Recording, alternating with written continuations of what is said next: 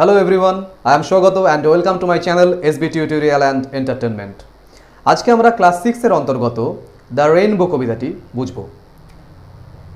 The rainbow by Christina Georgina রসেটি।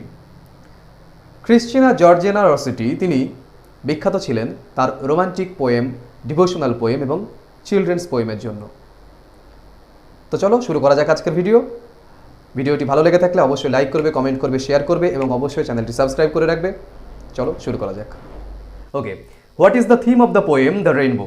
এই কবিতাটির মূল বিষয়বস্তু বা থিম বুঝতে গেলে আমাদের কিন্তু তার আগে দুটো জিনিস বুঝতে হবে। ম্যানমেড অবজেক্টস আর ন্যাচারাল অবজেক্টস কাকে বলে? Manmade objects are the things which are created by people, not by nature. অর্থাৎ সেই সমস্ত জিনিসপত্রগুলো যেগুলো মানুষ মানে আমরা নিজেদের স্বার্থে, নিজেদের প্রয়োজনে, নিজেদের দরকারে, নিজেদের সুবিধে মতো বানিয়ে নিয়েছি। প্রকৃতি যেগুলো বানায়নি। কি কি হতে পারে? ঘর বাড়ি, এসি, টিভি, ফ্রিজ, যে কোনো যানবাহন, মোটর বাইক বলো, জাহাজ বলো, নৌকো বলো, এরোপ্লেন বলো, এবং আশেপাশে আমরা যে সমস্ত জিনিসপত্র নিয়ে চলি আর কি, সেগুলো সবই ম্যানমেড থিংস। ন্যাচারাল অবজেক্টস কাকে বলে? ন্যাচারাল অবজেক্ট বলতে সেই সমস্ত জিনিসপত্রকে বোঝায় যেগুলো নেচার দ্বারা সৃষ্ট, which are created by nature. Naturally যারা ক্রিয়েটেড আর কি। কি কি? চাঁদ, তারা, ফুল, যে কোনো গ্রহ, নক্ষত্র বলো, আকাশ বলো, মেঘ বলো, এগুলো মানুষ তৈরি করেনি, নেচার তৈরি করেছে। এইবারে আমরা এই কবিতাটির থিম যদি বলি, সেটি হচ্ছে এই যে এই কবিতায় দুটো কম্প্যারিজনস আছে, টু কম্প্যারিজনস। দুবার রসেটি কবি তিনি কি বলছেন? দুবার এই কবিতাটিতে প্রমাণ করে দিচ্ছেন যে কোনো ম্যানমেড থিংস, ম্যানমেড অবজেক্টসের তুলনায় যে কোনো ন্যাচারাল অবজেক্টস অনেক বেশি সুন্দর। তিনি এটি বোঝাতে চাইছেন যে তুমি যতই মানে মানুষ, তুমি যতই দামি জিনিস তৈরি করো না কেন, তুমি তোমার বুদ্ধিমত্তা দিয়ে হোক বা তোমার নিজের সৃষ্টিশীলতা দিয়েই হোক, তুমি যত ভালো জিনিসই তৈরি করো না কেন, ন্যাচারাল অবজেক্টসের কাছে তুমি কিন্তু হার মানতে বাধ্য। অর্থাৎ ন্যাচারাল অবজেক্টস আরও বেশি সুন্দর, প্রিটিয়ার। ওকে, এবার আমরা সরাসরি কবিতায় ঢুকবো। দেখো, boats sail on the rivers and ships sail on the seas, but clouds that sail across the sky are prettier than these. আমরা বলেছিলাম ম্যানমেড অবজেক্টস। দেখো, প্রথম দু লাইনে দুটো ম্যানমেড অবজেক্টের কথা বলা হচ্ছে। প্রথম লাইনে তিনি কি বলছেন? বোটস, বোটস মানে কি? নৌকো। এবং দ্বিতীয় লাইনে তিনি আর একটা ম্যানমেড অবজেক্টের কথা বলছেন, সেটি হচ্ছে কি? জাহাজ। বলছে boats sail on the rivers, অর্থাৎ নদীতে নৌকো বয়ে যায়। And ships sail on the seas, জাহাজে মানে নদীতে যেহেতু নৌকো এবং জাহাজ যেহেতু বড় জায়গা, তাই সেখানে কি চলে? জাহাজ চলে। এই দুটোই কিন্তু manmade objects. But clouds that sail across the sky, কিন্তু সেই সমস্ত মেঘেরা যারা আকাশে পাল তুলে দেয়, মানে নৌকো, জাহাজ, এরা কোথায় পাড়ি দেয়? এরা কোথায় পাল তুলে দেয়? নদীতে অথবা সাগরে। কিন্তু এই নৌকোই বলো আর জাহাজই বলো, এরা তো মানুষ সৃষ্টি করেছে, ম্যানমেড অবজেক্টস।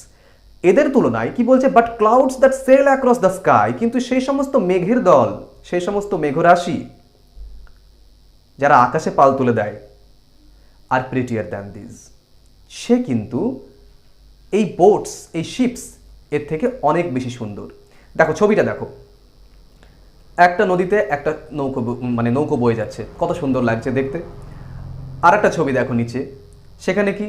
একটি বিশাল সমুদ্রে একটা বিশাল বড় সুন্দর জাহাজ ভেসে যাচ্ছে, আমাদের দেখতে অসাধারণ লাগছে। কিন্তু অ্যাকর্ডিং টু দ্য পোয়েট, কবির মতে, তুমি যত সুন্দরই লাগুক না কেন এই নৌকোকে, এই জাহাজকে, আকাশে যখন মেঘের পানসি আকাশের সমুদ্রে ভেসে বেড়ায়, আকাশের সেই মহাশূন্যে ভেসে বেড়ায়, সেই সৌন্দর্য তুমি কখনোই পেতে পারো না একটা নৌকো বা একটি জাহাজের কাছ থেকে। Because those are man-made things, সেগুলো তো মানুষ তৈরি করেছে। প্রকৃতি যে মেঘকে সৃষ্টি করেছে, সেই মেঘের পানসি যখন আকাশে পাল তুলে দেয়, সেই সৌন্দর্য এই সৌন্দর্যের থেকে অনেক বেশি। আচ্ছা, এবারে আমরা আরেকটা জিনিস বুঝবো। সেকেন্ড লাইন দেখো, and ships sail on the seas. এই যে শিপ, সেল, সিজ, তিনটে কথা প্রায় পরপর চলে আসলো এবং একটি সাউন্ড, এস সাউন্ডটা ভালো করে দেখো। Ships sail on the seas, এই যে এই আওয়াজটা, দিস ইজ অ্যালিটারেশন। এটাকে অ্যালিটারেশন বলা হয়, এটা একটা figure of speech.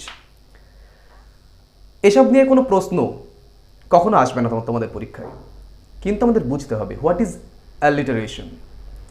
Alliteration is the occurrence of same sound or same letter at the beginning of some words.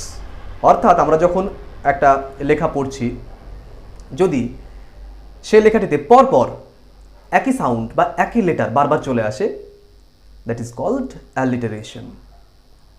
যদি আমি বলি 4 fine fresh fishes for you, that is alliteration. একটা খুব পরিচিত এক্সাম্পল আমি দিতে পারি, মা মাটি মানুষ। দেখো এই যে ম ম ম 3 বার পর পর আসলো, দ্যাট ইজ অ্যালিটারেশন। যারা প্যারেন্টস রয়েছেন, যারা অভিভাবক অভিভাবিকা, তারা কখনো ভাববেন না যে আমি বিশেষ কোনো রাজনৈতিক দলের একটা স্লোগান দিচ্ছি। অ্যাকচুয়ালি এক্সাম্পল যদি পরিচিত হয়, সেই পরিচিত এক্সাম্পল আমাদের গোটা বিষয়টিকে ভালোভাবে বোধগম্য করতে বিশেষ সহায়তা করে, and that's why I am giving the example, nothing more than that. Rabindranath যখন লিখছেন সাগর জলে স্নান করি সজল এলো চুলে, এই যে সাগর জলে স্নান করি সজল এলো চুলে, স স স, দিস ইজ অ্যালিটারেশন। অথবা আমরা যখন পড়ছি কুলাই কাঁপিছে কাতর কপত দাদুরি ডাকিছে সঘনে, গুরু গুরু মেঘ গুমুরি গুমুরি গরজে গগনে গগনে, এই যে ক ক ক ক ফার্স্ট লাইনে অ্যান্ড গ গ গ গ নেক্সট লাইনে, এগুলো সবই অ্যালিটারেশনের এক্সাম্পল। এগুলো পরীক্ষায় কখনো আসবে না, কিন্তু জিনিসটা কি আমাদের জেনে রাখতে হবে, কিচ্ছু মুখস্থ করবার দরকার নেই, জিনিসটা মাথার মধ্যে ঢুকিয়ে রাখো যে অ্যালিটারেশন একটা সাউন্ড বা একটা লেটারের রিপিটেশন। এর কাজ কি, what is the purpose of alliteration? একটা ধ্বনি ঝঙ্কার সৃষ্টি করে, একটা ধ্বনি সৌন্দর্য সৃষ্টি করে, যা সাহিত্যের গুণমানকে বাড়িয়ে তোলে। ওকে, এবার আমরা 5th লাইনে যাব। 5th লাইনে দেখো, মানে প্রথম 4টে লাইনে কিন্তু বোটস আর শিপসের সঙ্গে ক্লাউডসের তুলনা করা হলো। আমি বলেছি দুটো কম্পারিজন আছে, তাহলে একটা কম্পারিজন প্রথম 4টে লাইনে হয়ে গেল। 5th লাইনে রসেটি কবি তিনি কিন্তু আরেকটি কম্পারিজন, আরেকটি তুলনা টানছেন। দেখো কি বলছে, there are bridges on the rivers as pretty as you please.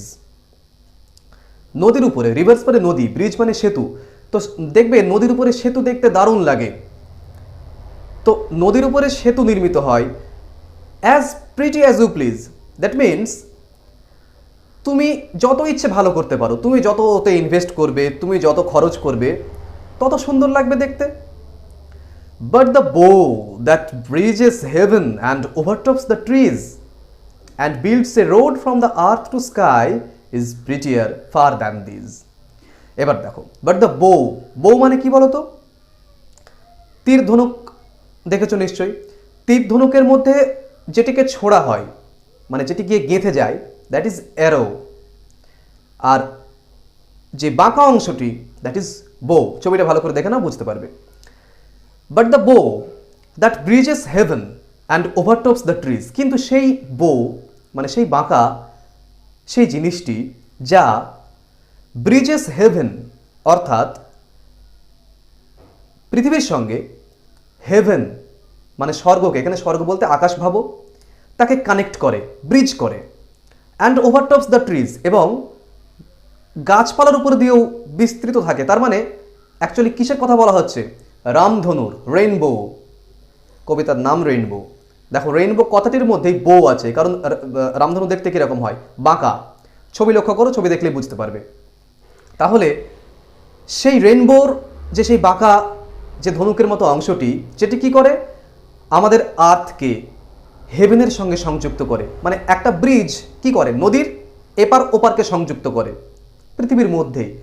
কিন্তু সেই বো ন্যাচারাল অবজেক্ট, ভালো করে লক্ষ্য করো, ব্রিজ কিন্তু ম্যানমেড অবজেক্ট, কিন্তু সেই বো, রেইনবো, সে কাকে কানেক্ট করছে?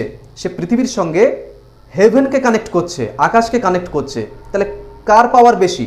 অবশ্যই natural object রেইনবোর।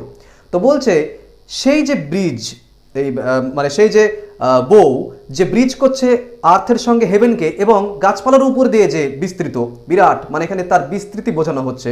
And builds a road from the earth to sky, এবং একটি রাস্তা তৈরি করছে আর্থ থেকে হেভেনে যাওয়ার, মানে আর্থ এবং হেভেনের সঙ্গে সে একটা সংযোগ স্থাপন করছে। Is prettier far than this, সে কিন্তু আরও অধিকতর সুন্দর, সে কিন্তু প্রিটিয়ার ফার দ্যান দিস বলতে সেই ব্রিজগুলো যেগুলো ম্যানমেড, অর্থাৎ মানুষ যত ভালো তুমি ব্রিজ তৈরি করো না কেন, তুমি অনেক খরচ করতে পারো, সেই ব্রিজ দেখতে অসাধারণ লাগতে পারে, কিন্তু তুমি সেই ব্রিজ তৈরি করে কি করতে পারো, নদী তার এক পাশ থেকে আর এক পাশের এইটুকুর সংযোগ সাধন করতে পারো, এইটুকু যাবার রাস্তা তৈরি করতে পারো। কিন্তু একটি রেনবো সে কি করতে পারে, সে পৃথিবীর সঙ্গে আকাশকে সংযুক্ত করতে পারে, এবং তার পাওয়ার আরও তাহলে বেশি, এবং সৌন্দর্যের নিরিখে তোমার থেকে সে অনেক অনেক অনেক বেশি এগিয়ে। আচ্ছা, তাহলে যদি কবিতাটির আমরা আরেকবার সামারি করি, there are two comparisons in the poem, দুটো তুলনা রয়েছে। The first is between the boats, ships and the clouds, and clouds win by far on beauty of course. অর্থাৎ প্রথম যে তুলনাটি, সেই তুলনাটি ক্লাউডসের সঙ্গে বোটস, শিপের, এবং অবশ্যই ক্লাউডস সেই তুলনায় জিতে যায় সৌন্দর্যের নিরিখে, মানে ন্যাচারাল অবজেক্ট সে জিতে যায় ম্যানমেড অবজেক্টের তুলনায়। আর সেকেন্ড যে কম্প্যারিজন, সেটাতে কি হচ্ছে, the poet compares bridges to the rainbow, একটি রেইনবোর সঙ্গে ব্রিজের তুলনা করছেন। দেখো, এই রেইনবো আর bridge both appear in same shape, দুটোরই কিন্তু একই রকমের আকৃতি, তারা যে ডিস্টেন্সটা, মানে তারা দুজনে একটা ডিস্টেন্স কভার করে, তাই না? কিন্তু তারা একই কাজ করলেও এবং একই ধরনের দেখতে হলেও, আকৃতিতে একই রকমের হলেও, অবশ্যই রেইনবো আবার জিতে যায়, একটি ন্যাচারাল অবজেক্ট আবার জিতে যায়। কি করে জিতে যায়? কারণ একটি ব্রিজ সে শুধুমাত্র একটি নদীর এদিক ওদিককে সংযোগ স্থাপন করে তার মধ্যে, কিন্তু একটি রেইনবো সে আকাশের সঙ্গে পৃথিবীর সংযোগ স্থাপন করে এবং একটি রোড বানায়, একটি রাস্তা তৈরি করে দেয়, যে রাস্তা আমাদের পৃথিবী থেকে স্বর্গ পর্যন্ত, হেভেন বা স্কাই পর্যন্ত বিস্তৃত। তাহলে আবার ন্যাচারাল অবজেক্ট জিতে গেল। তো এই ছিল আজকের কবিতা। কবিতার মূল বিষয়বস্তুই হচ্ছে এটা, যে ন্যাচারাল অবজেক্টস সবসময় প্রিটিয়ার দ্যান ম্যানমেড অবজেক্টস। ওকে, ভিডিওটি ভালো লেগে থাকলে লাইক করো, কমেন্ট করো, শেয়ার করো এবং সাবস্ক্রাইব করে রাখো চ্যানেলটা, এবং নোটিফিকেশনের যে ঘন্টাটা আছে সেটা বাজিয়ে রাখো, এবং অবশ্যই শেয়ার করো। যত শেয়ার করবে তত বেশি মানুষের কাছাকাছি পৌঁছবে ভিডিওগুলো, এবং সকলেই উপকৃত হবে। ভালো থাকো, পরের ভিডিওতে দেখা হচ্ছে, টাটা।